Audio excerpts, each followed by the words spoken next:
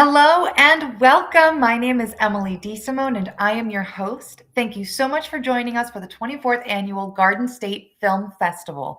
This year we have over 200 films and film-centered events from various countries, all happening across 9 venues from March 26th to the 29th of this year.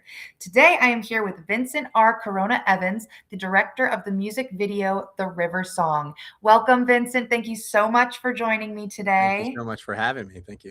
Thank you. So, Vincent, let's tell your audience and myself a little bit about your music video, the filming, everything that went into it, because I understand you are the director, the animator, the singer, the editor. This was a one-man It's a job, I one-man take? show. Yeah. Let's Yeah. hear it. It was pretty fun.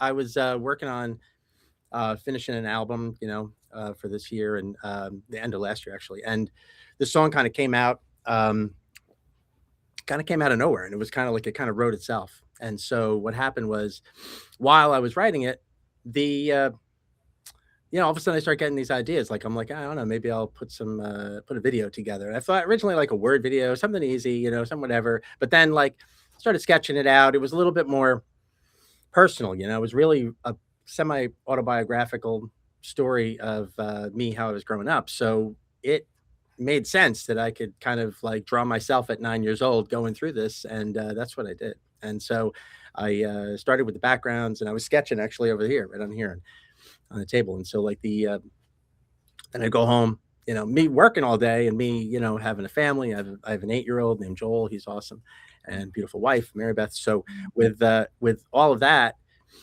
I found like I would have to come in the studio here at like 5 a.m. and I'd come in really early in the morning. Nobody be here, unlock the door, start laying down the tracks. And then I found myself like then the other weekends or other like another week later, then I'd be up at 11 o'clock at night till 1 o'clock in the morning drawing and doing the animation. So the animation fell in at night, music fell in during the day or the morning.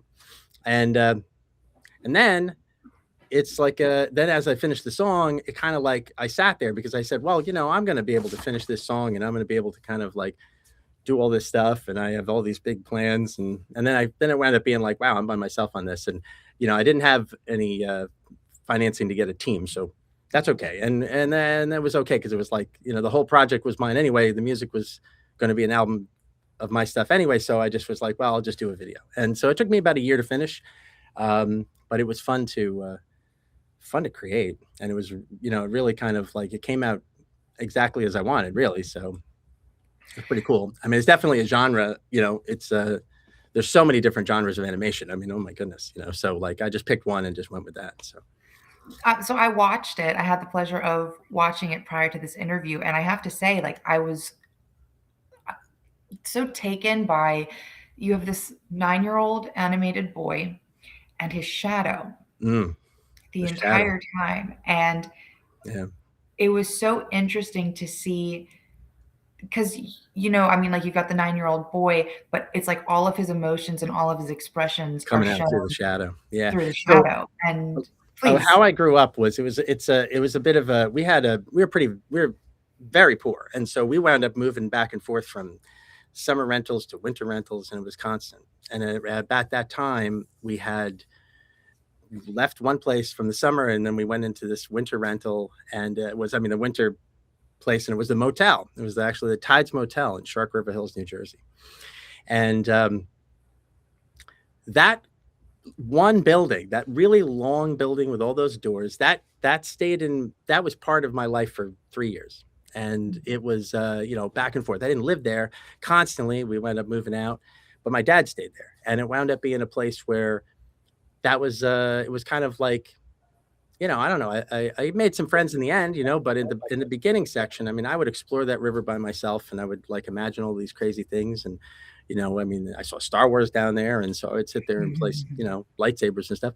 And so you can imagine. So like as a little kid running around, I mean, it was probably dangerous for me to do this on the docks all by myself, running out there at nighttime or whatever, but it was an experience, and the experience stayed with me forever. So that was, and part of it was the shadow. So the shadow becomes my subconscious. And so it becomes something that was later, it has a lot to, there's a ton of meaning in this, because like for me, I'll talk about the bear. At one point, it turns into a bear, and Yes. it's a cub, and that's significant because later in my life, it was kind of funny, but I'll say probably I don't know, for a good 10 years, and I don't know why this happened, but I would have these like crazy nightmares periodically about this bear, and it was chasing me, and it was nuts, it was crazy, and it was like until I faced it, I couldn't really address it. I didn't understand what it was. One time I guess I just turned around. I had to go to therapy over this, but it was kind of funny, but it's true. And then the Mhm. real truth was, like, here I am sitting there being like, the guy's like, listen, just face it. And I was like, good, I'm going to do that. So I turn around in my dream and go like, what do you want? The damn thing disappears.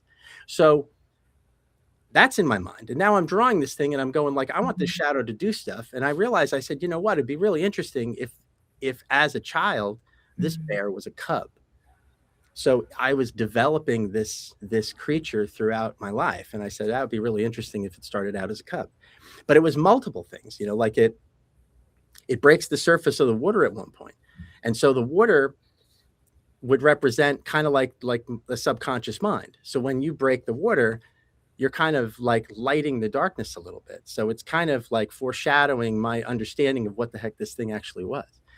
And I didn't even know I was really drawing that until I was told. So it was kind of funny, because like subconsciously, here's this thing. I'm actually like working through my therapy in this video. And Mhm. that was that was eye opening because I didn't realize what I was drawing. I knew I was drawing little characters and little things I was doing, but Mhm. it came back to me. It was very interesting. And then yeah, so and like, oh my God, I could talk for hours about this video because it's got a lot of there. It's got a lot in it. So yeah. All right. No, I think that's, what makes really beautiful work, beautiful art has like meaning, Yeah. like yes, you can throw something together really like Yeah. So minimalist and like simplicity, but like with this, like as I'm watching this music video, like, and I've watched music videos where, maybe there wasn't a lot of thought or too much like in depth put into it. But watching this music video, just the 3.5 minutes that I watched, I could tell there was a lot going on, a yeah. lot underneath the surface. Yeah. I mean, it's really to not to be selfish, but it's a video for me. It was a development of like something Be that I was going selfish. through. And I think that art probably has to start that way, don't we? We have to kind of like Absolutely. what we do, right? So I think in general, like I'm sure Spielberg sits back, hopefully he sits back and like smiles while he's watching these films. So Mhm. for me, I think when I'm watching this video, I don't know. It speaks to me because it's talking. And it's hard to put out. I have to be honest with you. It was initially like, you know, how do I show people that I'm doing this? So like, like I'm doing this one. I think the very first scene I actually drew that was actually in an animated thing was where there was a boy. He's standing on the character standing next to the building and the shadows moving next to him and the shadows Yeah. going through this whole thing. He's a dragon, he's a this, he's a that, he's question Mhm. marks, he's Mhm. enraged because the kid doesn't want to move, Mhm. and then he cries about it. And the character is really representative of all the things that I probably was feeling inside, and I think that kind of set the stage for the rest of the story. I mean, I know if I was if so I'm an illustrator, and I probably could have brought this up to a level where it was like really fine tuned, and it would have taken me 5 years to do, and it would have been really, but I think like the quick sketches were what it felt like back then. So I kept that, and I deliberately kind of kept everything kind of like simplified. I used I mean green screens, and I used like I did the backgrounds kind of a little bit more. I worked up a little bit more, but the characters themselves didn't, he was, yeah. What is a little 9-year-old kid? He doesn't have a mouth really. He only smiles a little bit, but he doesn't. It's not like he's singing the song.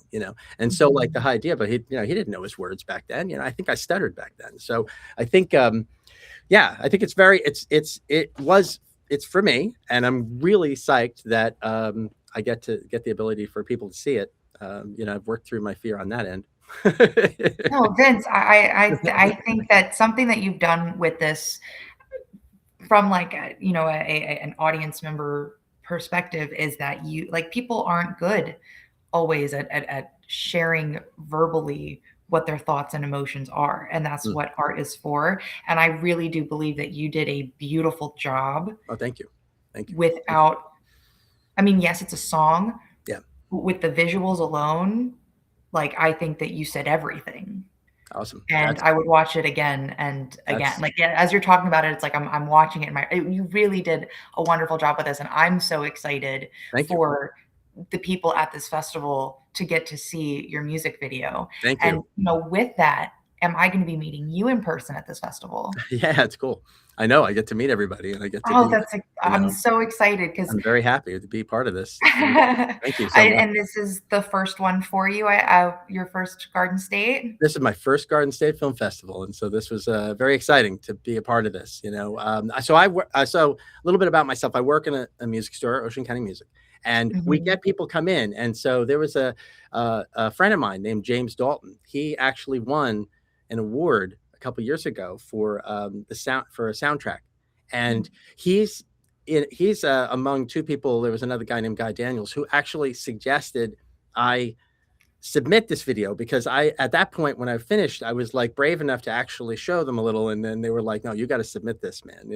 So James is really yes, and Guy they were instrumental in me to getting this off the ground to actually kind of do more than just have it in my hard drive. You know what I mean? Like this was, and I are putting it on YouTube and kind of just letting it sit mhm. there. I think that I held it and I wanted it to be something, and this is fantastic. I mean, I was so psyched to get news that I was going to be a part of this. So really, Well, really jazzed by this. So thank you. we're so happy to have you, and I'm so excited to because your music video stands out. So I'm so excited for your audience, the whole thousands of people, tens of thousands of people that show up to this Oh, it'd be every awesome. year Can't are wait. going to get to see this and what they're going to be able to take away from it. And with that, Yeah, thank the you. River Song will be screening at the Crystal Ballroom on Saturday, March 28th from 12:30 to 2:15 p.m.